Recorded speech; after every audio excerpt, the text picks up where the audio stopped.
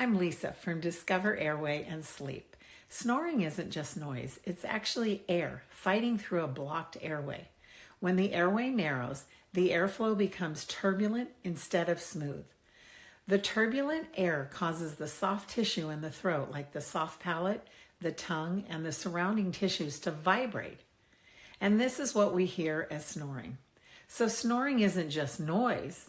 It's often a sign that the body is working harder to pull air through the restricted airway.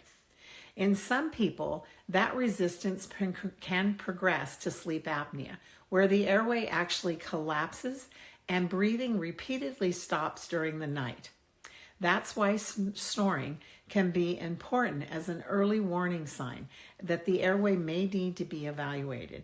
If snoring is loud or frequent, it may be time to check your airway. Please give us a call. We'd be happy to set up an appointment and evaluate.